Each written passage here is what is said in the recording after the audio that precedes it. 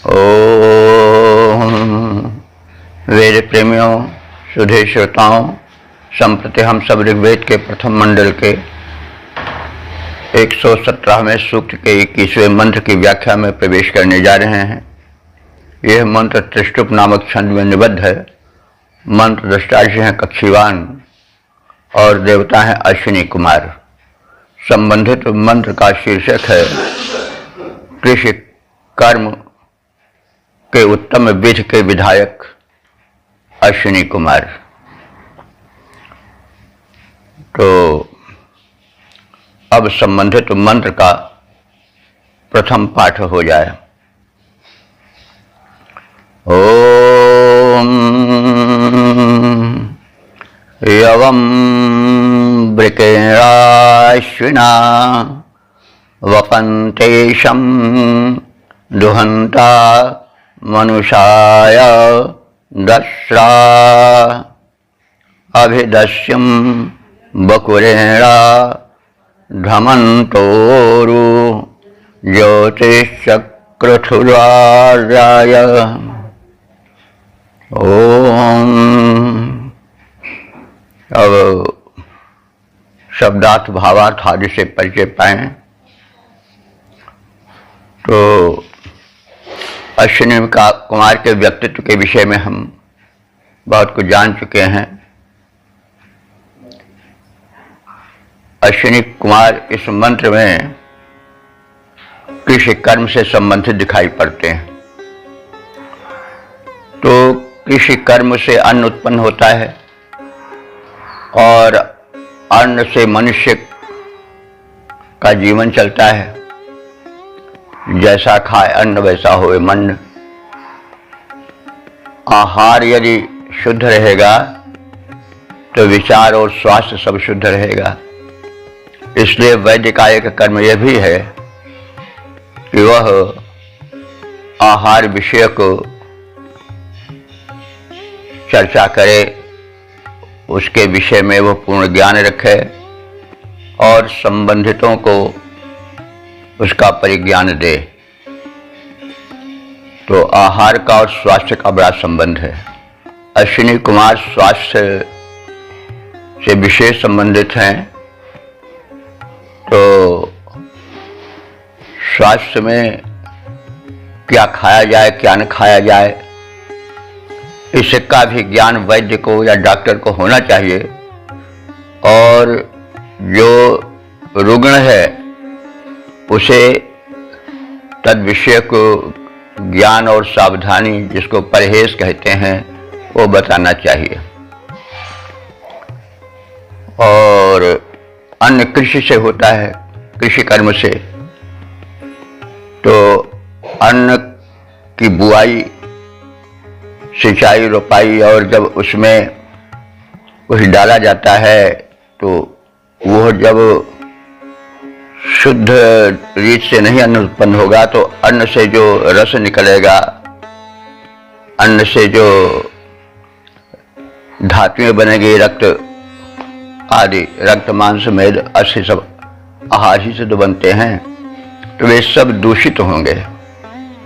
अन्न यदि शुद्ध होगा तो शुद्ध रक्त बनेगा, शुद्ध मांस बनेगी, शुद्ध अस्थि मजबूत बनेगी, शुद्ध वीर्य बनेगा, शुद्ध संतान होगी।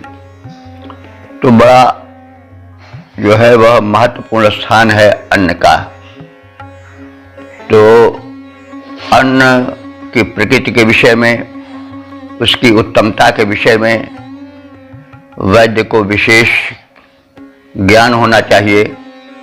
और उसका उपयोग वह जो अन्न सेवन करने वाले व्यक्ति हैं और जो रोगी उनके पास आते हैं उनको बताना चाहिए। तो यह पूर्ण वैद्य कर्म हुआ। अन्यथा केवल दवा दे देना ही वैद्य कर्म की पूर्ति नहीं है, वह अधूरा कर्म है डॉक्टरी का। तो यह ऋषि ने संदेश दिया है। तो इसी की चर्चा इस मंत्र में है। तो दसरा कहते हैं शत्रु विनाशक। अश्विनी कुमारों के लिए प्रयुक्त हुआ है। तो शत्रु सबसे बड़े क्या है? रोग। जो कष्ट देवे शत्रु है तो रोग आदमी को बड़ा कष्ट देता है, शरीर को क्षीण कर देता है, पीड़ा तो पहुंचाता ही है, पूरा परिवार जो है अस्त व्यस्त हो जाता है, डिस्टर्ब हो जाता है, आयु क्षीण होने लगती है। तो सबसे बड़ा शत्रु क्या है? रोग है। रोग चाहे तन का हो चाहे मन का हो, बड़ा खतरनाक होता है। तो इसलिए रोग से मुक्त रहना चाहिए व्यक्ति को, तन और मन दोनों स्वस्थ होना चाहिए। तो दसरा इसीलिए कहा गया है कि हे शत्रु विनाशक, यानी है आदि व्याधि आदियों के विनाशक, जो मनुष्य के लिए शत्रु हैं। ऐसे अश्विनी कुमारों, यवम विकेण वपंता, तुम यव को, यव एक प्रकार का अन्न है जो बड़ा उत्तम माना जाता है, उसकी प्रकृति बड़ी शीत होती है, बड़ा शुद्ध अन्न यव है। इसीलिए आहुति में यव का मिश्रण किया जाता है, गेहूं नहीं मिलाया जाता है। अब तो यव का प्रचलन ही समाप्त होगा, यव का वपन ही नहीं होता है। तो यव अन्नों में प्रधान गुण वर्धक होता है, तभी शुभ कर्मों में यव का ही को ही स्थान मिलता है। यव वैसे व्यापक अर्थ में अन्य तमाम अन्नों के लिए भी प्रयुक्त माना जा सकता है। तो हे दसरा, हे शत्रु विनाशक अश्विनी कुमारो, यवम वृकेण वपंता, यव को, अन्न को वृकेण कहते हैं। वृक, वृक माने यूं तो भेड़िया प्रचलित है, लेकिन वृक का अर्थ हल भी होता है। तो तृतीया एक वचन है, वृकेण माने हल द्वारा। अब वृक हर शब्द का नाम जो है उसके गुण के कारण होता है। तो वृक का अर्थ होता है जो चीर फाड़ डाले। तो भेड़िया जो है आदमी के शरीर को चीर फाड़ डालता है और उसका भक्षण कर जाता है।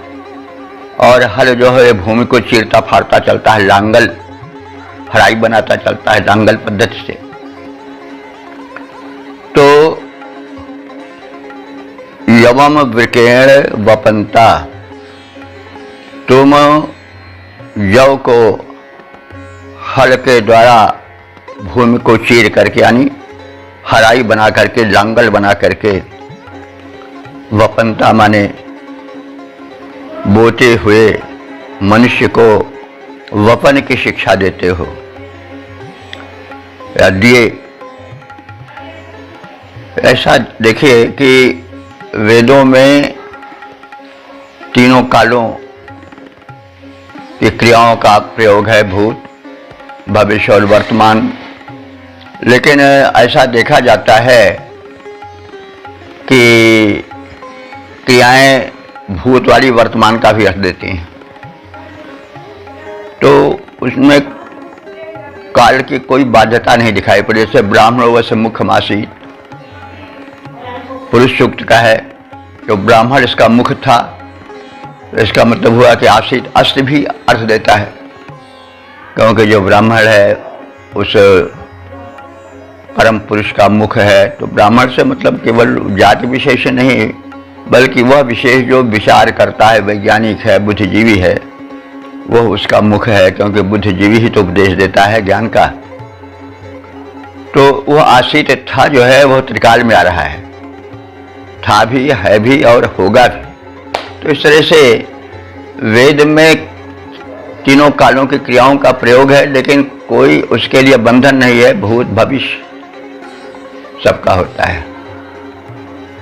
तो इस तरह से भी समझना चाहिए। तो यवम वृकेण वपंता, धरती को चीरते हुए, हराई बनाते हुए हल द्वारा तुमने यव के वपन की विधि सिखाई, बताई, अथवा उसमें परिमार्जन करके तुमने कृषिकर्मताओं, कृषि कर्मियों का पथ प्रदर्शन किया। मानुषाय इशम दुहंता, और मनुष्यों के लिए, मन की संतानों के लिए तुमने अन्न के रसीय गुण को दुहनता माने दोहन करते हुए अन्न के रसीय गुण को मानव के हित में शुद्ध रूप में प्रकट करते हुए और दस्युम बकुरेण धमंता, और जो दस्यु थे, दस्यु माने लुटेरे थे, तो उनको तुमने बकुरेण माने वज्र द्वारा, बड़े चमचमाते हुए अस्त्र द्वारा, धमंता माने उनको जलाते हुए, नष्ट करते हुए। तो दस्युओं को, शत्रुओं को तीक्ष्ण अस्त्र से विनष्ट करते हुए आर्याय उरज ज्योति चक्रथुः, आर्याय माने आर्यों के लिए। आर्य का अर्थ होता है जो प्रगतिशील हो। हर शब्द का अर्थ होता है, संस्कृत में कोई शब्द निरर्थक प्रयोग नहीं होता। यह भाषा संस्कृत की विशेष देन है। अन्य भाषाओं में जो बहुत प्रचलित है, अंग्रेजी, उसमें भी कोई शब्द उठाया जाए और कहा जाए साहब इसकी व्युत्पत्ति क्या है, तो नहीं बताई जा सकती है। तो अब जैसे वृक्ष ही है, तो अब वृक्ष हल को इसलिए कहा गया है कि भूमि को चीरता है, लेकिन प्लाऊ शब्द का बताया जाए, प्लाऊ माने हल होता है कि भैया प्लाऊ कहाँ पर से बताइए, तो मेरे विचार से लोग असमर्थ हो जाएंगे कि जिस तरह से हमने वृक्ष का अर्थ कर दिया। तो यह बात खैर संस्कृत पूर्ण भाषा है, यह हमारे बताने का लक्ष्य है, उसका यह वैशिष्ट्य है जो हमने कहा। तो इस प्रकार से हे अश्विनी कुमारों, तुमने आर्यों को उरु ज्योति, उरु माने विस्तृत, ज्योति माने प्रकाश, प्रकाश ज्ञान का प्रकाश दिखाया, और चक्रथुः माने किया, अर्थात उनका पथ प्रशस्त किया, और ऐसा तुम करते आ रहे हो।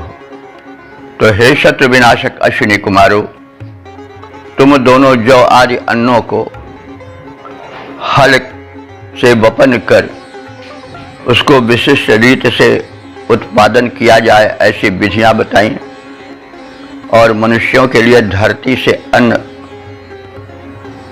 उत्पन्न कर उसके रस का दोहन करते हुए, यानी उसके रस, अन्न बचता है तो रस बनता है, रस उसका जो सार भाग है उसे भी कहा जाता है। तो अन्न में क्या गुण है इसको भी बताते हुए तुम दोनों हम सब आर्यों को कृतार्थ किए, और जो लुटेरे थे, दस्यु थे, अंश करने वाले थे, जो मानवता के दुश्मन थे, उनको तेज धार वाले अस्त्रों से विनष्ट करते हुए आर्यों के हित में तुमने प्रशस्त प्रकाश ज्ञान का प्रसार किया और उनको प्रगति के पथ पर चलाया, प्रगति का नवीन पंथ निर्माण किया उनके लिए। तो इस प्रकार से हम मंत्र के सरल शब्दार्थ और भावार्थ का संक्षिप्त परिचय प्राप्त कर लेने के पश्चात उसके पद रूपांतरण पर ध्यान देंगे। हे अरिनाशक अश्विनी कुमारो, हे अरिनाशक अश्विनी कुमारो, सुकृत तुम्हारे गाते हैं जो लोक हितैषी कर्म किए हो, उनको हम बतलाते हैं। धरती को ज्योत यवादिक अन्नों का है वपन किया तुमने, भूमि संचित रस दोहन कर अन्नों में डाल दिया तुमने। जो प्रगति पंथ के अवरोधक, जो प्रगति पंथ के अवरोधक उन आर्यों का संकट टाला, यानी उन अरियों से होने वाले संकट को तुम दोनों ने टाला। उनका सिर तेज धार वाले अस्त्रों से शीघ्र काट डाला। जो प्रगतिशील, जो परम दिव्य, जो आज जगत में कहलाए, उनको प्रकाश का पथ प्रशस्त निर्मित करके हो दिखलाए। तेरे उपकार अनंत देव, वे नहीं भुलाए जाते हैं। हे अरिनाशक अश्विनी कुमारो, सुकृत तुम्हारे गाते हैं। जो लोक हितैषी कर्म किए हो, उनको हम बतलाते हैं, उनको हम बतलाते हैं। ओम वेद प्रेमियों, सुधे श्रोताओं, संप्रति हम सब ऋग्वेद के प्रथम मंडल के 117वें सूक्त के 22वें मंत्र की व्याख्या में प्रवेश करने जा रहे हैं। यह मंत्र त्रिष्टुप नामक छंद में निबद्ध है। मंत्र दृष्टांश हैं कक्षीवान और देवता हैं अश्विनी कुमार। संबंधित मंत्र का शीर्षक है दधीच और अश्विनी कुमारों के मध्य ज्ञान का आदान प्रदान। अब संबंधित मंत्र का प्रथम पाठ हो जाए। ओम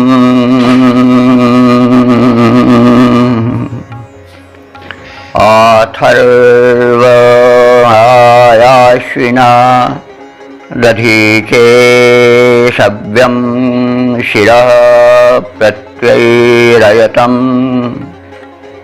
सं वां मधु प्रवोच धृतायनं त्वाष्ट्रं यद्दस्रावपि कक्षं वाम।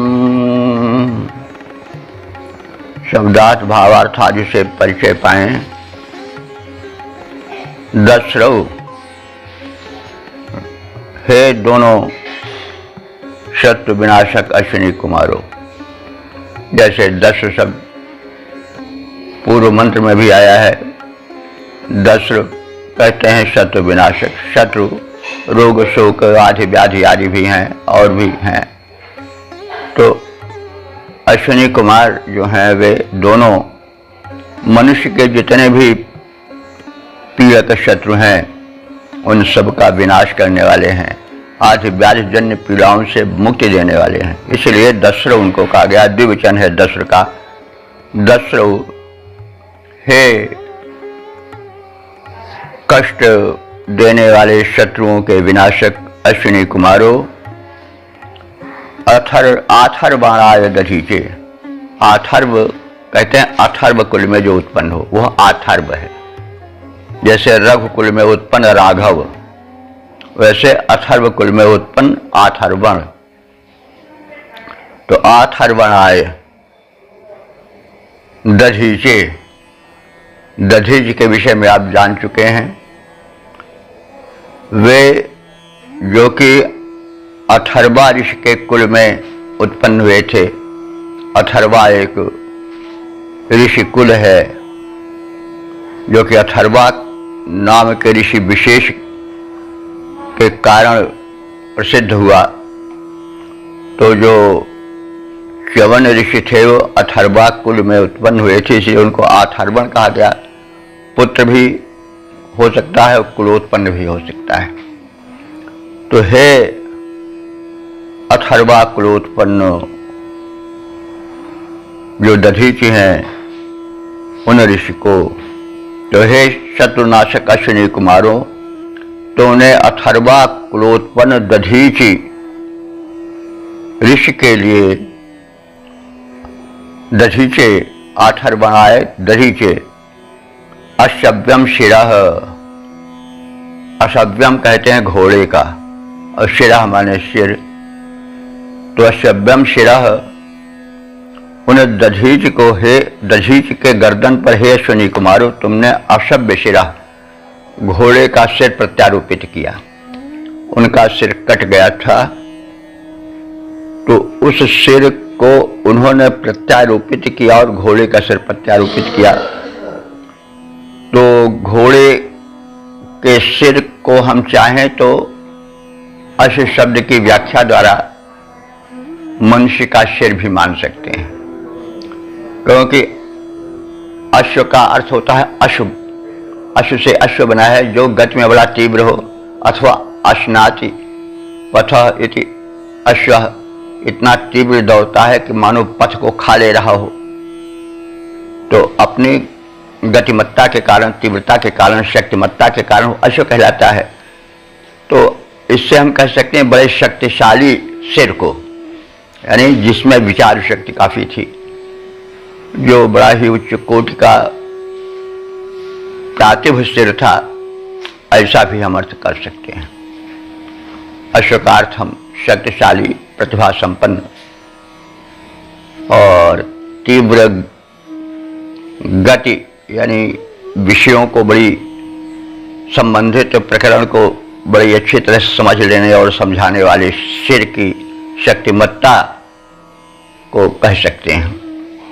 तो असभ्यम सिर, घोड़े का सिर, अथवा बड़ा ही सशक्त चिंतनशील सिर तुमने दधीचि ऋषि के कटे गर्दन पर प्रत्यारोपित कर दिया। बड़ा कमाल था।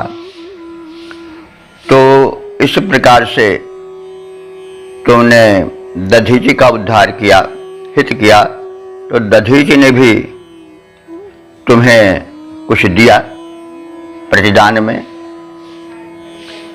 कि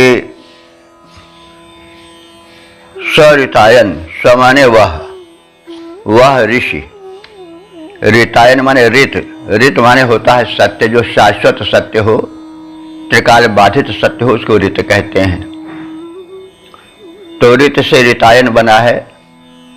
इसे हम नाम धातु भी कह सकते हैं, क्योंकि ऋत तो संज्ञा है और रितायन माने सत्य का व्यवहार करते हुए, सत्य प्रकट करते हुए। तो ऋत यज्ञ को भी कहा जाता है, क्योंकि यज्ञ भी शाश्वत क्रिया सत्य है। भले हम आज यज्ञ उस रूप में जैसा लोग समझते हैं न कर रहे हो, लेकिन यज्ञ तो निरंतर हो रही है। जब से उस परम शक्ति परब्रह्म परमात्मा ने कहा कि एको हम बहुत श्याम, मैं एक हूं, अब मैं ब्रह्मांड के रूप में बहुत बन जाऊं, तो जब से उसने यह संकल्प किया उसी समय से यज्ञ चल पड़ा और यज्ञ निरंतर चल रहा है और चलता रहेगा। जो वृष्टि हो रही है वो भी यज्ञ ही है। जो सूर्य शोषण कर रहा है समुद्र के जल का, धरती के जल का, पानी बरसा रहा है, वो भी यज्ञ ही है। जो फूल खिल रहे हैं और वातावरण को सुवासित कर रहे हैं, प्रदूषण हर रहे हैं, वो भी यज्ञ है। जो सत्कर्म हो रहे हैं, जितने सत्कर्म हो रहे हैं, वो सब यज्ञ ही हैं, क्योंकि यज्ञ वही श्रेष्ठतमम कर्म। जितने श्रेष्ठ सामाजिक कर्म हैं, परोपकार के कर्म हैं, उच्च कोटि के कर्म हैं, वो सब यज्ञ ही हैं। तो यज्ञ वही श्रेष्ठतमम कर्म। हम जो कार्य कर रहे हैं, वेद का जैसा बन पड़ रहा है वैसे उसकी व्याख्या कर रहे हैं बुद्धि के अनुसार अपने।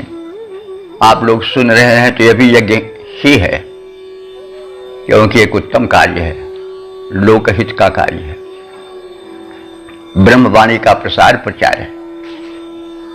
तो रितायन का अर्थ हुआ कि सत्य का प्रचार प्रसार करते हुए अथवा यज्ञ का प्रचार प्रसार करते हुए। यज्ञ प्रकृति की शाश्वत प्रक्रिया है, जो निरंतर पवन के प्रवाह में, सूर्य की किरणों के वितरण में, पुष्पों के, फलों के उत्पन्न होने में यावत क्रिया हो रही है, सृष्टि संचालन को सुगम बनाने के लिए, वो सब यज्ञ ही है। तो वही शब्द यहां आया है कि सरितायन, वह जो अथर्वण यानी अथर्व कुल में उत्पन्न दधीचि ऋषि थे, उन्होंने सत्य का प्रचार करते हुए अथवा यज्ञ मार्ग का प्रचार प्रसार करते हुए वाम, वाम माने तुम दोनों अश्विनी कुमारों को, मधु प्रवोचत, मधु माने यहां मधु विद्या हुआ, मधु विद्या का उपदेश दिया। मधु विद्या के विषय में पूर्व मंत्रों में पहले चर्चा हो चुकी है। अध्यात्म विद्या को मधु विद्या कहते हैं, जिसमें यह बताया जाता है ये वास्तव में एक ही का अनंत विस्तार है। मूल तत्व एक है, जो विभिन्नता दिखाई पड़ रही उसी का विस्तार है। तो मान लीजिए कि एक बीज है छोटा सा, तो बीज तो एक है, लेकिन उसी का विस्तार तो होता है। जड़ के रूप में हुआ, अंकुर के रूप में हुआ, फिर तने के रूप में हुआ, फिर डालों के रूप में हुआ, फिर शाखा प्रशाखा पल्लवों के रूप में हुआ, फिर फल फूल पुष्प के रूप में हुआ। तो है तो एक ही बीज का विस्तार। वैसे एक ही ब्रह्म था, एक ही मूल तत्व था, उसी का तो विस्तार हुआ। मनुष्य पद पद पर अपना पराया यह वह रेखाएं, कृत्रिम रेखाएं खींचता रहता है। यह प्रकृति के सिद्धांत के विपरीत है। तो वास्तव में सब एक ही का अनंत विस्तार वेद में कहा भी गया है। तदेव अग्नि सदादित्य तद वायु तद चंद्रमा, वही है अग्नि, वही आदित्य, वही किरणों में कर्ता नृत्य, उसी से ज्योतिष सब संसार। एको हम बहुत श्याम, और एक ही का अनंत विस्तार। तत्व एक है, वह विस्तार के क्रम में अनेक हो गया, लेकिन सत्यता को नहीं भूलना चाहिए, क्योंकि सत्य का भूलना अनर्थ का प्रथम कारण होता है। तो अब यहाँ पर रितायन शब्द जो है उसी बात को स्पष्ट कर रहा है कि उस च्यवन ऋषि ने, रितायन माने सत्य का प्रचार प्रसार करते हुए, यानी अब इस प्रसंग में सत्य क्या है कि जो तुम्हारे साथ उपकार करे उसका उपकार तुम भी करो। कुछ उससे लेते हो तो कुछ उसको दो, है? अब जब एकांकी हो जाता है, केवल आदान या केवल प्रदान रह जाता है, तो वही विसंगति उत्पन्न होती है। और यह बड़ी भारी त्रुटि मनुष्य की, वो केवल लेना जानता है, देना नहीं जानता। इसीलिए तमाम संघर्ष है, इसीलिए रितायन शब्द आया है। तो सत्य यही है, सत्य को समझो और नहीं असत्य संपातक पुंजा, असत्य के समान कोई पाप नहीं है। तो हमें शब्द की विस्तृत व्याख्या में प्रवेश करना चाहिए। असत्य का मतलब नहीं हुआ हमने कुत्ता देखा, किसी का हमने बिल्ली देखा तो वही सत्य असत्य नहीं है। सत्य यह भी है जो कहा जा रहा है, व्यापक है। तुम लेते हो तो तुम दो भी, आदान प्रदान हो। केवल लेना एकांगी है, केवल देना भी एकांगी है। तो आदान प्रदान होना चाहिए। तो वेद के प्रत्येक शब्द किसी अर्थ वैशिष्ट को अपने में समेटे रहते हैं, उसका प्रचार प्रसार, उसका स्फुरण स्पष्टीकरण अत्यंत आवश्यक है। तो अब हम आगे बढ़ रहे हैं कि वाम मधु प्रवोचत, तुम दोनों को उस ऋषि ने प्रत्युपकार में मधु विद्या का दान किया। मधु विद्या के विषय में अभी हम सब जान चुके हैं, अध्यात्म विद्या। तो इससे प्रतीत होता है कि जो देव सभा के या जाति के सदस्य थे, जो अंतरिक्षीय प्राणी थे, वो भौतिक विद्या में तो बहुत बढ़े चढ़े थे, लेकिन अध्यात्म विद्या में यहाँ के ऋषियों महर्षियों से कुछ कम थे। तभी तो उनको सीखने की आवश्यकता पड़ी। तभी तो उनको, जो दधीचि ऋषि थे, उन्होंने मध्य विद्या का शिक्षण दिया, जिससे वे भी कृतज्ञ हुए। तो वाम तुम दोनों को अपकक्षम त्वाष्ट्रम, जो विद्या उन्होंने त्वष्टा एक देवता हैं, इंजीनियर टाइप के हैं, अथवा त्वष्टा इंद्र को भी कहा जाता है। तो वह विद्या जिसे अश्विनी कुमारों को दी दधीचि ऋषि ने, उस विद्या को उन्होंने त्वष्टा से प्राप्त किया था अथवा इंद्र से प्राप्त किया था। यानी ये एक सिलसिला चला रहा है कि विद्या का स्रोत रुकना नहीं चाहिए, एक दूसरे को दो, दूसरा भी तीसरे को दे। आजकल यह हो गया है, हमारी तमाम विद्याएं थी, कुछ लोग हो सकता है जानते हो या जानते रहे हो, लेकिन वो विद्या रुक गई। जैसे योग विद्या है, बड़ी बड़ी उससे उपलब्धियां हैं, लेकिन आज उसमें प्राण को ऊर्ध्वारोहण करो और फिर उसमें दो योग दर्शन में तमाम शक्तियां बताई गई हैं, उनसे लोग वंचित रह जाते हैं, चाहते हुए भी नहीं जान पाते, क्योंकि जो लोग जानकार थे वो उसको छिपाए रह गए और बताए नहीं। आज भी तमाम लोग मंत्र बताते नहीं हैं, तो ये कमी है। ज्ञान का प्रचार प्रसार होना चाहिए। मनुष्य जब ज्ञान के प्रचार प्रसार से अपने को विलग कर लेता है तो अंधकार छा जाता है। अंधकार क्या होता है? गड्ढे में गिराने वाला होता है। तो हम ज्ञान के प्रचार प्रसार से दूर रहते हैं, केवल आर्थिक बन करके रह जाते हैं, और उसी अभिशाप को वर्तमान सभ्यता झेल रही है। कोई भी शांत नहीं है, चाहे राष्ट्र स्तर पर हो और चाहे व्यक्ति स्तर पर हो, सर्वत्र अशांति अशांति है। तो कारण है कि हम कहीं भटके हैं। तो स्थान स्थान पर ऋषि उसकी ओर संकेत करता है। इसमें आदान और प्रदान बताया गया है। एक से प्राप्त करो, दूसरे को दो। आदान भी अधूरा है, प्रदान भी अधूरा है, दोनों मिलेंगे तो पूरा होगा। तो तुम दोनों ने भी दधीचि से अध्यात्म विद्या प्राप्त की और दधीचि ने उसको त्वष्टा अथवा इंद्र से प्राप्त किया था। और अब हम इस प्रकार से अर्थ जान लें कि हे शत्रुनाशक अश्विनी कुमारों, तुम दोनों ने अथर्वार कुल में उत्पन्न दधीचि ऋषि के स्कंध पर अश्व का अथवा अत्यंत शक्तिशाली मस्तिष्क का सिर का आरोपण किया था, प्रत्यारोपित किया था। और उस ऋषि ने भी उसका प्रतिदान किया, और उस दधीचि ऋषि ने सत्य मार्ग का प्रचार करते हुए तुम दोनों को अध्यात्म विद्या का दान दिया, जिसे मध्य विद्या कहते हैं। और उस मध्य विद्या को दधीचि ने त्वष्टा या इंद्र से प्राप्त किया था। और अवयवों को जोड़ने की भी विद्या बताई थी। टूटे हुए अंग कैसे जुड़ जाए बड़ी आसानी से, यह विद्या दधीचि के पास थी, और दधीचि ने त्वष्टा अथवा इंद्र से सीखी थी। तो उसे भी आप सबको बताई थी कि इस प्रकार से कहीं अगर अंग भंग हो जाए तो सरलता से उसको जोड़ा जा सकता है। तो यूँ आदान प्रदान हुआ दोनों में, और यही देव सभ्यता और आज सभ्यता के मिलन की उपलब्धि थी। तो अब इसका हम पद रूपांतरण देख लें। अश्विनी कुमारों, हे अश्विनी कुमारों, शल्य कर्म के चमत्कार जो दिखलाए आश्चर्यजनक है। उन्हें न अब तक मानव कर हैं कर पाए। तुमने दधीचि के गर्दन पर घोड़े का सिर था जोड़ दिया। उन ऋषि अथर्व के वंशज ने आजीवन सत्य प्रचार किया। ऋषिवर दधीचि ने उत्तम मध्य विद्या फिर तुमको सिखलाई। टूटे अवयव जोड़े जाने की अनुपम विद्या बतलाई। ये चिकित्सकीय चमत्कार अत्युच्च कोटि के मन भाए। अश्विनी कुमारों, शल्य कर्म के चमत्कार जो दिखलाए आश्चर्यजनक हैं। उन्हें न अब तक मानव कर हैं कर पाए।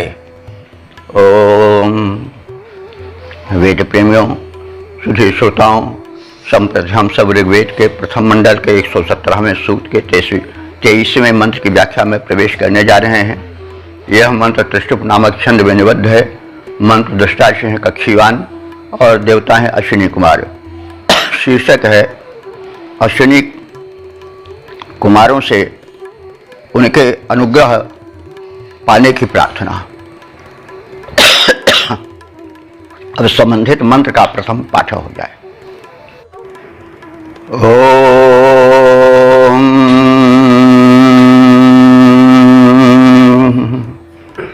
सदा कवि सुमतिमा शके वाम विश्वा धियो अश्विना प्रावतम में अस्मे रयिं न सत्या बृहन्तमपत्यसाचं श्रुत्यं रराथाम। शब्दार्थ भावार्थ आज से परिचय प्राप्त करें। ना सत्यम कविम अश्विना। ना सत्यम का अर्थ हुआ कि असत्य का सहारा न लेने वाले। कवि माने मेधावी। कवि का द्विवचन है कवि, तो कवि का अर्थ होता कम आनंदम वितरित कवि, अथवा जो विशेष सृष्टा हो या विशेष दृष्टा हो वो भी कवि है। तो यहाँ पर कवि का अर्थ कविता रचने वाला नहीं, जिसका कि सामान्य में प्रचलन है, बल्कि कवि का अर्थ हुआ मेधावी, दूरदर्शी, सृष्टा। अश्विना माने अश्विनी कुमारो। तो ना सत्यम कवि अश्विना, हे सत्यनिष्ठ मेधावी दोनों अश्विनी कुमारों। सदा माने हमेशा, वाम माने तुम दोनों से, हम उपासक सुमतिम आचक्रे सुबुद्धि की सद्बुद्धि की प्रार्थना करते हैं, यानी हम सब सदैव सुमति पाएं, सद्बुद्धि पाएं, संगठन शक्ति पाएं।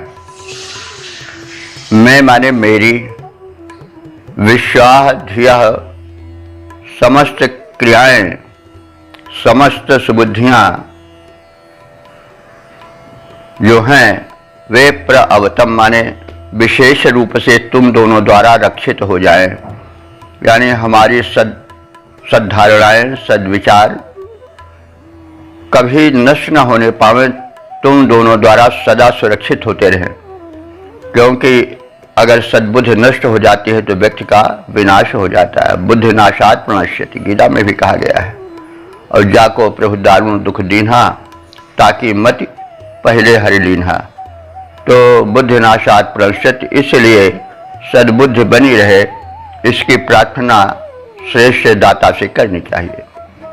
तो वही यहाँ पर ऋषि कर रहा है कि हमें आप जो हैं सद्बुद्धि दे और प्रअवतम उसकी विशेष रूप से रक्षा करें, क्योंकि देना ही पर्याप्त नहीं है। कोई चीज़ मिली लेकिन उसकी रक्षा ना हो सकी तो फिर उसे देने का प्रयोजन नहीं होता, बल्कि वह प्रदान जो है कुछ कष्ट देकर जाता है। इसलिए आप हमें सद्बुद्धि, सन्मति, सद्विचार दें और उसकी विशिष्ट रीति से रक्षा करें। तो हमें हे देव प्रवर अपत्य साचम, अपत्य कहते हैं संतान को, साचम माने साथ साथ, तुम हम उपासकों को साथ साथ संतानें दें और उन संतानों के साथ ही साथ हमें बृहंतम माने व्यापक, बृहंतम व्यापक, श्रुत्यम रईम, श्रुत्य कहते हैं प्रशंसित, जो सुनी जाने वाले, वाह क्या कहना। तो श्रुत्यम रईम जो सर्व प्रशंसित, रई माने होता है ऐश्वर्य, धन समृद्धि। हमें श्रेष्ठ संतानों के साथ ही साथ श्रुत्यम रईम जो विशिष्ट रूप से चर्चित हो, श्रेष्ठ हो, ऐसी रई को, ऐसी समृद्धि को भी प्रदान करो। क्योंकि संतान हो गए और धन न मिला तो फिर और कष्ट है, पालन पोषण कैसे होगा। और अगर धन सत न हुआ, प्रशंसनीय न हुआ, तो वह अनिष्ट का कारण हो जाता है। क्योंकि धन जितना उत्तम है उतने फिर वह, अगर धन अनुचित रीत से कमाया गया हुआ तो बुद्धि भ्रष्ट कर देता है, और बुद्धि नाशात प्रणश्यति, फिर बुद्धि नष्ट हो गई तो विनाश हो ही जाता है। तो इसलिए ऋषि सदैव सावधान रहता है मांगने में, क्योंकि मांगने में अगर गलती हुई तो फिर क्या होगा, विनाश होगा। जैसे आप भस्मासुर का सुने हैं वृत्तांत, उसने कहा जरूर कि हम जिसके सिर पर रखे वो तत्काल भस्म हो जाए, लेकिन उस मांगने में उसके अधूरापन रहा। मांगा तो, लेकिन उसने एक तो विनाशक बुद्धि थी उसकी कि भाई तुम ही दुनिया में रह जाओ, कोई रहने नहीं पावे, सब जल जाए तुम्हारे आगे। दूसरे फिर उसने मूर्खता भी की कि भाई हम जिसके सिर पर हाथ रखें वो जल जाए, भस्म हो जाए। यह नहीं कहा कि हमें छोड़ करके। अंत में बुद्ध का प्रयोग किया देवताओं ने और विष्णु ने मोहिनी रूप धारण किया और कहा भाई, जब उसके ऊपर वो हुआ, पहले उसने शंकर जी को खदेड़ा, फिर मोहिनी रूप से रक्षा करने के लिए विष्णु भगवान प्रकट हुए। तो उन्होंने कहा भाई, तो उस पर रीझ गया तो कहा अपना नृत्य दिखाओ। तो उन्होंने कहा भाई तुम पहले सिर पर हाथ रख करके नृत्य करो, तो फिर हम तुम्हारा मनोरथ पूरी करेंगे। सिर पर उसने अपने हाथ रखा, स्वयं भस्म हो गया। तो इसलिए भस्मासुरी वृत्ति कही जाती है। वो धन वो शक्ति जो मिलती है, वो अगर सद्बुद्धि से संचालित नहीं हुई, सन्मत से युक्त नहीं हुई, तो अपने ही विनाश का कारण बन जाती है। इसलिए ऋषि जो है बड़ा ही दूरदर्शी है। वो कह रहा है कि हमें धन दो, रई दो, जो चारों ओर प्रशंसित हो वो रई दो, वो धन दो, लेकिन साथ साथ सन्मति भी दो, सद्बुद्धि भी दो। नहीं तो धन जो है वो अधर्म और अनीति और विनाश का कारण भी बन सकता है। तो इसलिए मंत्र का प्रत्येक शब्द चिंतनीय है, विचारणीय है। और जो मंत्र है वो बहुत परिपूर्ण है और बड़ी सावधानी से सब कहा गया है। तो हे सत्यनिष्ठ मेधावी अश्विनी कुमारो, तुम दोनों से मैं सदैव सुमति की, सद्बुद्धि की प्राप्ति की प्रार्थना करता हूँ। हमारे समस्त सत्कर्मों और सद्विचारों के आप दोनों विशेष रूप से रक्षा करें और हमें श्रेष्ठ संतानें दें। उसके साथ ही हमें उत्तम कोटि का प्रशस्त धन धान्य संपदाएं प्रदान करें। इस प्रकार से हम सुमति और संतान और समृद्धि से परिपूर्ण जीवन बिताएं। तो इस प्रकार से हमने मंत्र विषयक विचारणा की। अब इसके पद्य रूपांतरण पर ध्यान दें। अश्विनी कुमारो सत्यनिष्ठ सद्बुद्धि युक्त जाने जाते, तुमसे सुबुद्धि सत्कर्मों की प्रेरणा उपासक गण पाते। अति नम्र निवेदन करता हूँ, सद्बुद्धि सदा तुमसे पाऊं। संरक्षण निज सत्कर्मों का, सद्भावों का पाता जाऊं। दो सत संतति संपदा श्रेष्ठ दाता, हम तेरे गुण गाते। अश्विनी कुमारो सत्यनिष्ठ सद्बुद्धि युक्त जाने जाते, तुमसे सुबुद्धि सत्कर्मों की प्रेरणा उपासक गण पाते। ओम। वेद प्रेमियों, सुधी श्रोताओं, संप्रति हम सब ऋग्वेद के प्रथम मंडल के 117वें सूक्त के 24वें मंत्र के व्याख्या में प्रवेश करने जा रहे हैं। यह मंत्र त्रिशुप नामक छंद में निबद्ध है। मंत्र दृष्टा कक्षीवान है और देवता हैं अश्विनी कुमार तथा संबंधित मंत्र का शीर्षक है अश्विनी कुमारों के उपकारों की प्रशंसा। अब संबंधित मंत्र का प्रथम पाठ हो जाए। ओम हिरण्य हस्तमश्विना राणा पुत्रं नरा वध्रिमत्या अदत्तं त्रिधा श्यावमश्विना विकसतमुज्जीवसे ऐरयतं सुदानु। शब्दार्थ आदि से परिचित हूँ। इस मंत्र में अश्विनी कुमारों के दो विशिष्ट कृत्यों का परिचय दिलाते हुए, उसकी अस्मृति दिलाते हुए उनसे अनुदानों की प्रार्थना की गई है और कहा गया है कि हे सुदानु, हे श्रेष्ठ दान देने वाले अश्विनी कुमारों, रराणा तुम परम उदार हो। भाई हम किसी से कुछ पाना चाहेंगे तो उसकी प्रशंसा करेंगे तभी तो पा सकेंगे, ये तो व्यवहार है। तो मंत्र व्यवहार भी सिखाता है, किसी से पाना हो तो पहले प्रार्थना करो।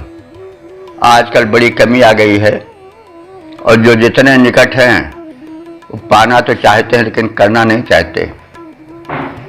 वो कहते हैं कि यह तो आपका फर्ज है। परिवार ही में देख लिए, माता पिता के प्रति संतानें कहती हैं कि ये तो आपका फर्ज है जो आपने इतना कर दिया, लेकिन उनका क्या फर्ज है उसको याद नहीं रखते हैं। तो यह एकांगी दृष्टिकोण है, और एकांगी दृष्टिकोण मतलब हुआ लंगड़ा दृष्टिकोण। तो लंगड़ा क्या कर पाएगा? तो पहले भाई जिससे पाना चाहते हो उसको प्रसन्न तो करो। तो यह नीति है, वेद सिखाता है कि कोई भी हो जिससे आप पाते हो उसके आगे नम्र रहो, उसकी प्रशंसा करो। अगर उससे द्वेष करोगे, उसको कट शब्द कहोगे, प्रशंसा न करोगे, प्रशंसा कट शब्द बोलोगे तो क्या होगा? कैसे प्राप्त कर पाओगे? यह अनीति होगी, यह व्यवहार के विरुद्ध वृत्त है, इससे भला नहीं होगा। इसलिए मंत्रों के शब्दों पर ध्यान दो और उस पर आचरण करो। तो अश्विनी कुमारों से प्रार्थना के क्रम में कोई चीज किसी से मांगना हो तो कैसा दृष्टिकोण होना चाहिए यह भी बताया जा रहा है, और इसके लिए संबंधित देवता अश्विनी कुमारों से प्रार्थना की जा रही है और उनके गुणों का वर्णन किया जा रहा है। कहा जा रहा है कि हे सुदानु, हे श्रेष्ठ दान करता दोनों अश्विनी कुमारों, रराणा तुम परम उदार हो। नरा अश्विना, नरा माने नेतारो, नेतारो तुम दोनों नेता हो, यानी उत्तम गुणों का विस्तार करने वालों में अग्रगण्य हो, आगे चलने वाले हो, नेतृत्व करने वाले हो। तो तुम दोनों सद्गुणों के वृंद में उसका नेतृत्व करने वाले हो। हे अश्विना, इस प्रकार के गुणों से परिपूर्ण अश्विनी कुमारों, तुमने बड़े ऊंचे कार्य किए हैं। वह ऊंचा कार्य, प्रशंसित कार्य क्या है? बद्रमत्याह, जो बद्रमती नाम की एक बंध्या नारी थी, बद्रमती नाम है, तो बद्रमती नाम की एक बंध्या नारी थी, उस बंध्या नारी को तुमने पुत्रवती किया और हिरण्यहस्तम पुत्रम अदत्तम, उसको हिरण्यहस्त नाम का पुत्र प्रदान किया। हिरण्यहस्त वैसे नाम है, लेकिन नाम भी किसी कारण से होता है। हिरण्य माने होता है सोना, हस्त माने हाथ, जिसके हाथ में सोना हो, यानी वह बड़ा ही कमासुत था, बड़ा ही कमाऊ पुत्र था, संकेत मिल रहा है। तो उस जो पुत्रहीना, जो मतलब संतानहीना थी, जिसका नाम बद्रमती था, उसको तुमने बांझपन से उबार करके पुत्रवती बनाया और साधारण पुत्र नहीं दिया बल्कि हिरण्यहस्त नाम का पुत्र दिया, जिसके हाथ में सोना ही सोना था। पुत्रम अदत्तम, पुत्र को प्रदान किया। श्यावम त्रिधा विकस्तम ह, श्यावम में श्याव नाम के ऋषि थे। तो तुम केवल श्रेष्ठ पुत्र ही धन ही नहीं देते हो, वरन विपत्ति में घायल हुए की रक्षा भी करते हो। इसके लिए उदाहरण दे रहा है ऋषि की श्यावम विधा। तुमने श्याव नाम के ऋषि को, जो कि त्रिधा माने 3 स्थानों पर, विकस्तम माने क्षत विक्षत हो गया था, जिसे असुरों ने 3 स्थानों पर घायल कर दिया था, बिल्कुल क्षत विक्षत हो चुका था, ऐसे श्याव नाम के ऋषि को तुमने जीव से जीवन प्रदान किया और उत ऐरयतम, बड़ी उत्तम रीति से उसका उपचार कर दिया और स्वस्थ बना दिया। तो श्याव नाम ऋषि को, जिसको कि असुरों ने छिन्न भिन्न कर दिया था, 3 स्थानों से विशेष रूप से घायल कर दिया था, उसको तुमने नवजीवन प्रदान किया, उपचार किया और उत्तम रीति से उसको स्वस्थ कर दिया। यह आपकी बड़ी कृपा थी, बाप का महती यह कृत्य परंपरा है। तो हे श्रेष्ठ दानी परम उदार नेता अश्विनी कुमारों, तुम दोनों ने वंध्या नारी बद्रीमती को हिरण्यहस्त नामक पुत्र प्रदान किया, उसके बंध्यात्व को मिटाया और श्याव नाम के ऋषि जो 3 स्थानों पर छिन्न भिन्न कर दिए गए थे, घायल कर दिए गए थे और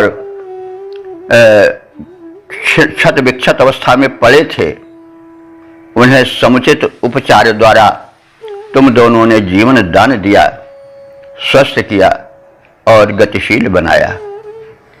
छंद रूपांतरण देखें। हे अश्विनी कुमारों, तुम हो परम उदार, पीड़ित पड़े हुए लोगों के किए सफल उपचार।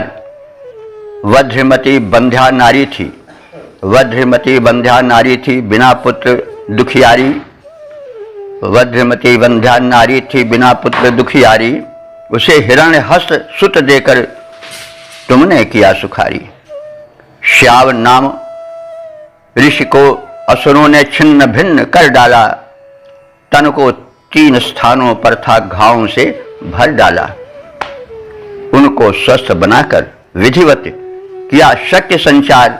हे दानी अश्विनी कुमारों, तुम हो परम उदार, पीड़ित पड़े हुए लोगों के किए सफल उपचार।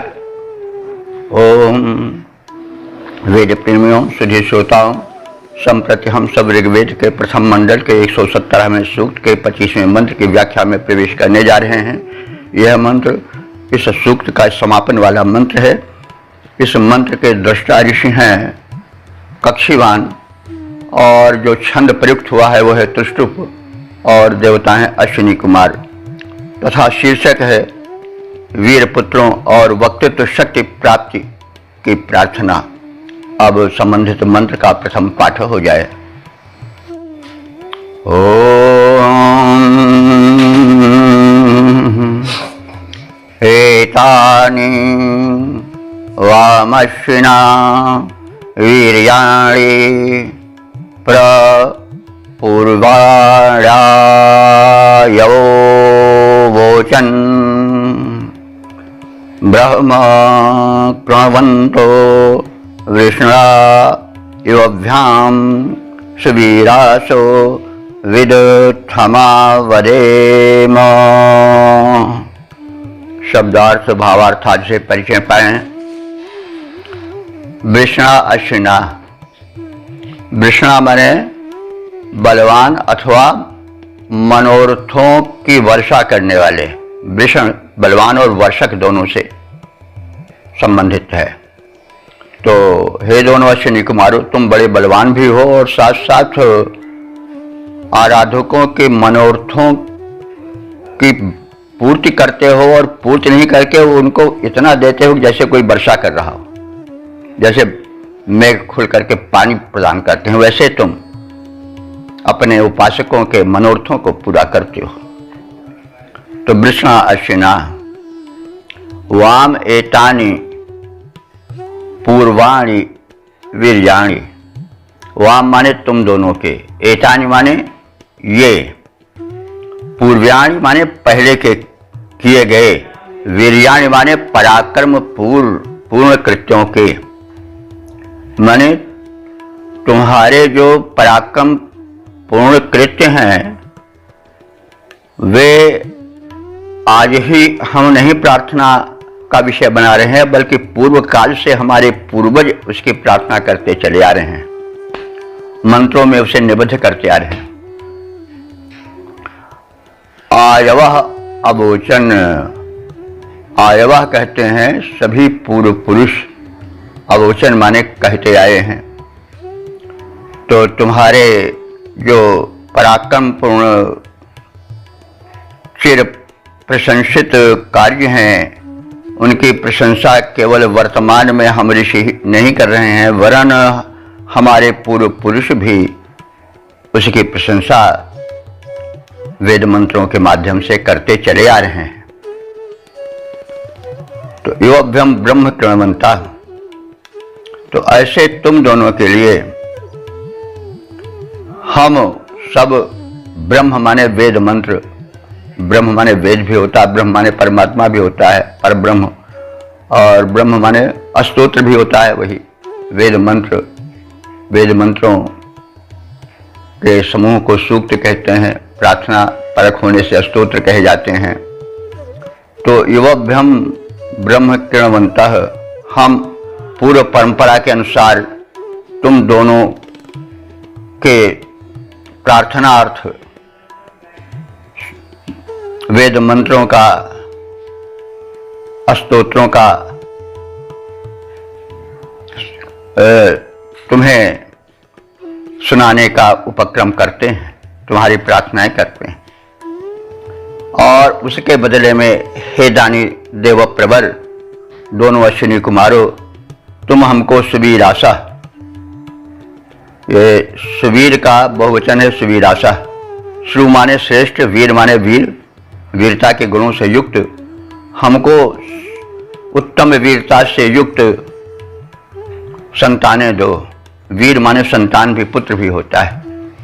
हे अश्विनी कुमारों, तुम हमारे पूर्व पुरुषों द्वारा प्रार्थित हो, हम भी तुम्हारी प्रार्थना कर रहे हैं और तुमसे याचना कर रहे हैं कि तुम हम उपासकों को उत्तम कोट के वीर पुत्रों को प्रदान करो और वेदथम अवेदम,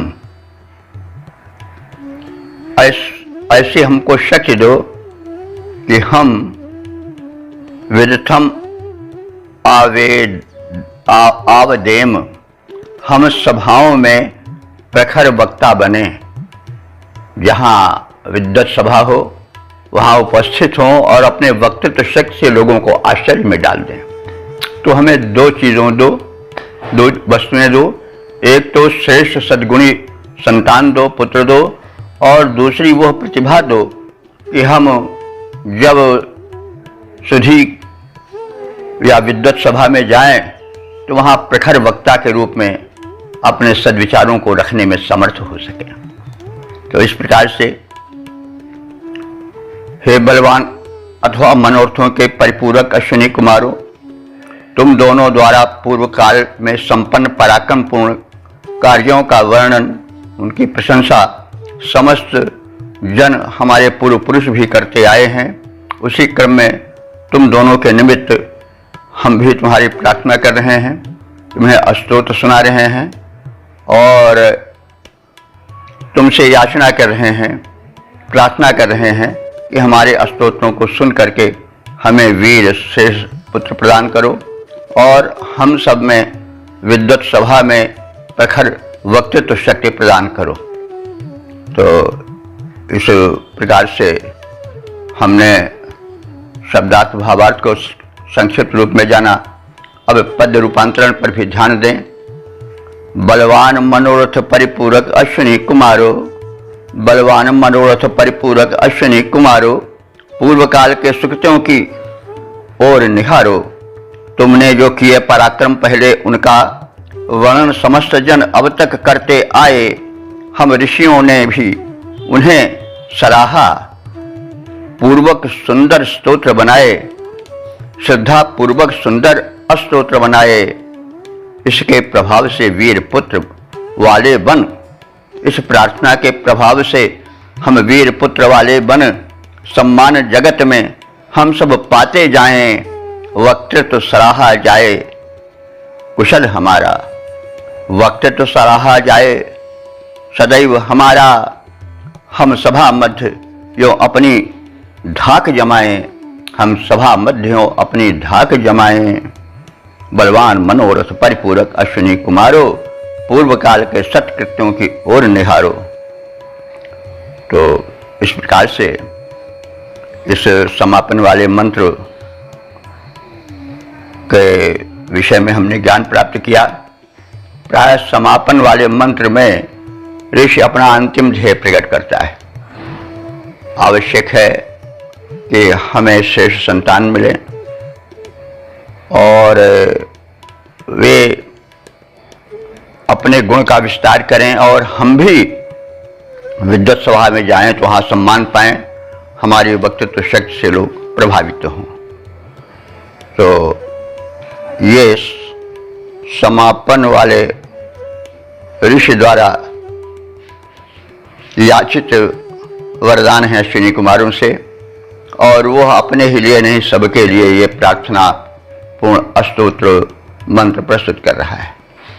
अब हम यह जब सूक्त समापन को प्राप्त हो गया है तो हम इसके संक्षिप्त सारांश को भी जान लें। तो यह सूक्त जो हम सबने अभी अभी जाना है कुछ दिनों से, जिसके विषय में चर्चाएं हो रही हैं, उस सूक्त में जो कि ऋग्वेद के प्रथम मंडल का 117वां सूक्त है, इसमें 25 मंत्र हैं। 25 मंत्रों की आज व्याख्या पूरी हो गई है। क्रम पूर्वक हम इसका प्रसारण करते चले आ रहे हैं। अभी तक जो मंत्र प्रसारित हो चुके हैं उनकी संपूर्ण संख्या है 1322।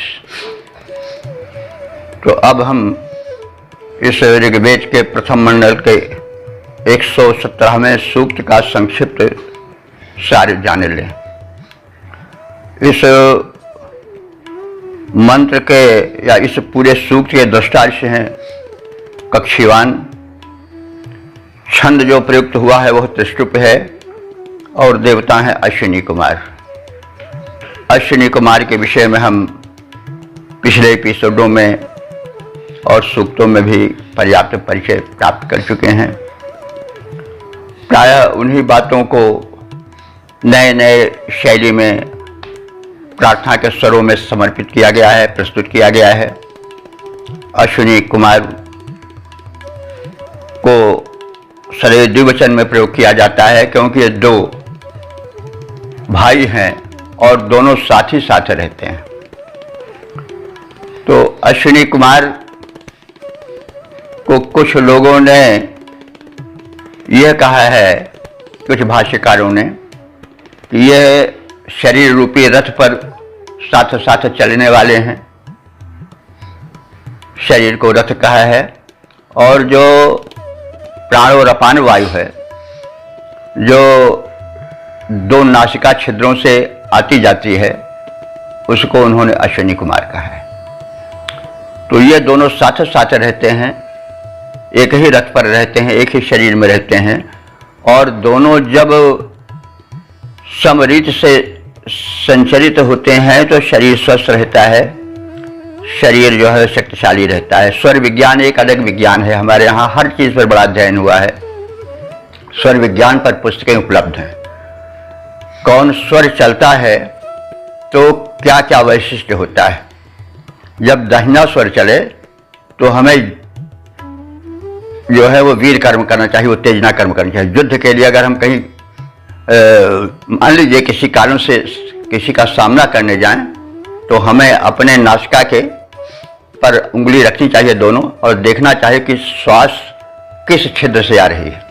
अगर दाहिने छिद्र से श्वास आ रही है तो हम उस समय अगर युद्ध में जाएंगे, भगवान ने करें ऐसी नौबत आवे, लेकिन अगर जाना ही पड़े तो फिर विशेष पराक्रम हमारा उस समय दर्शित होगा, हम विजयी होंगे, ऐसा मानना है। और कोई शांति वाला समाराधन वाला काम करना हो तो हम वाम नासिका में जब पवन चल रहा हो, क्योंकि दोनों नहीं चलते हैं, एक ही चलता है प्रायः, तो दक्षिण वाली जो है वो अग्नि का तत्व वहन करता है, उसमें तेज विशेष होता है। इसीलिए भोजन करने के बाद हमें कहा गया कि हम बाएं करवट लेटें, क्योंकि बाएं करवट लेटेंगे तो दक्षिण नासिका से वायु जल्दी चलेगी और वह अग्नि तत्व को लिए रहती है। तो भोजन पचने के लिए अग्नि की आवश्यकता होती है, जक्षाग्नि की, तो उसमें जक्षाग्नि प्रबल होती है। इसीलिए कहा गया है कि खाए के लेटे बाएं सूते ते घर वैद्या कभो न पूछे। तो भोजन के बाद बाएं करवट लेना चाहिए, क्योंकि उस समय अग्नि दक्षिण नासिका चलने लगती है बाएं लेटने पर, तो पाचन शीघ्र होता है। तो कहने का मतलब स्वर विज्ञान एक अलग विज्ञान है, जिनको प्रेम हो वो अध्ययन कर सकते हैं। हमारे यहाँ बड़ा अध्ययन हुआ है सब चीज़ों पर। और तो यह है कुछ जो हैं व्याख्याकार वो नासिकोत्पन्ना, इसलिए नासत्या कहा है। नासत्य क्यों कहा जाता है? क्योंकि नासिका से उत्पन्न होते हैं, दोनों स्वर नासिका से उत्पन्न होते हैं, तो इसीलिए नासत्या कहा गया है। और एक बात और है, तीसरा स्वर जो है वो होता है सुषुम्ना।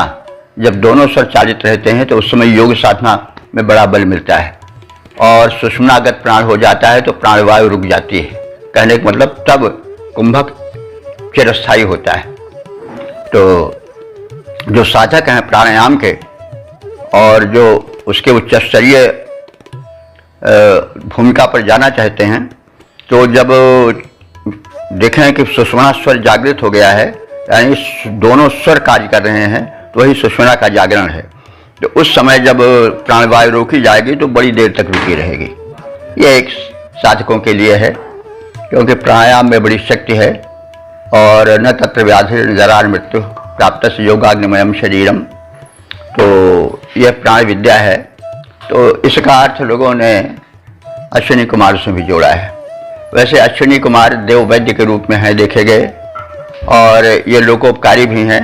जैसा आप लोग सुनते आए हैं, पिछले एपिसोड को ज़रूर देखेंगे जो नहीं सुने हैं। अश्विनी कुमार अच्छे वैद्य हैं, और जो दो भाई हैं वो वैद्य के दो रूप के प्रतीक हैं। एक रूप है कि जो वैद्य केवल दवा दे करके ही न रह जाए, बल्कि कैसे परहेज करना चाहिए, कैसे जीवन यापन करना चाहिए, वैद्य का एक रूप यह बतावे।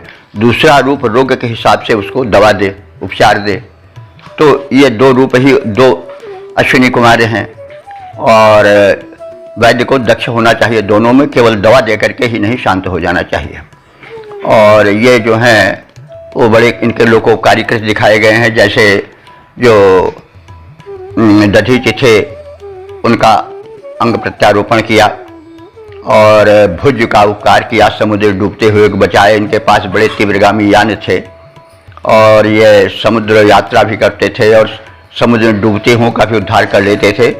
और इन्होंने कृषिकर्म की भी शिक्षा दी। इन्होंने बंध्या को सप्रसवा बनाया, और श्रेष्ठ पुत्र अथवा गाय अगर बंध्या थी तो उसको वत्सवती बनाया और दुहार बनाया। इस प्रकार से बड़े लोकोपकार इनके दिखाए गए हैं। इसका वर्णन आप देखते आ रहे हैं, और पिछले एपिसोड में व्यापक चर्चा हुई है, इसलिए उसको हम अधिक विस्तार नहीं देना चाहते हैं। आप पिछला एपिसोड ज़रूर देखें, और आप सबसे प्रार्थना है कि समग्र देखते चलें। और मैं आप लोगों से कुछ याचना नहीं करता हूं, बस यही याचना करता हूं कि आप लोग इस वेदवाणी का प्रचार प्रसार करें, स्वयं सुने और इसको दूर दूर तक फैलाएं। ये बड़ा पुण्य कार्य होगा। अपना तो कल्याण होगा ही, साथ साथ समाज का कल्याण होगा, क्योंकि हम अपने ही कल्याण के लिए पैदा हुए हैं। हमारा उत्तरदायित्व समाज के प्रति भी है, राष्ट्र के प्रति भी है, विश्व के प्रति भी है। तो जो वेद मंत्र हैं वो व्यक्तिगत से लेकर के परिवारगत और समाजगत, फिर देशगत और फिर राष्ट्रगत और फिर विश्वगत हैं। ये सीमित नहीं है, ये सबके लिए हैं। तो इसलिए आप सबसे प्रार्थना है कि आप वेद मंत्र श्रवण करें, चिंतन करें, मनन करें, अपने जीवन को सांचे में ढालें, और साथ साथ इसका प्रचार प्रसार करें। यदि संभव हो तो सब्सक्राइब भी करते चलें, तो उससे और भी लाभ होगा आपका, दूसरों का, और हमें थोड़ा बल मिलेगा। और प्रत्येक को बल की आवश्यकता होती है। आप देखते ही आ रहे हैं कि साधक अंत में बल की याचना करता है, क्योंकि जब बल नहीं रहेगा तो निर्बल क्या करेगा। तो इसलिए बली होना बड़ा आवश्यक है, दुर्बल होना सबसे बड़ा अभिशाप है। तो आप सब स्वयं अपने को सबल बनावें, विचारों से, भावों से, शरीर से, तन से, मन से, और साथ ही साथ स्वयं वही समर्थ है कि जो कि तारता हुआ तैरे। समर्थ वही है जो कि स्वयं पार जाए और दूसरों को भी पार उतारे। तो इस प्रकार से आप सब तो सुधी हैं, और इस शुभ कार्य में हाथ बटाते रहें, हमारी यही प्रार्थना है। अब इसके साथ हम अपने वाणी को विराम देंगे, और अब हम सब तत्पर रहें इस व्याख्याक्रम में ऋग्वेद के प्रथम मंडल के 118वें सूक्त विषय की जानकारी के लिए। ओम सर्वे भवन्तु सुखिनः, सर्वे सन्तु निरामयाः, सर्वे भद्राणि पश्यन्तु, मा कश्चित् दुःखभाग् भवेत्।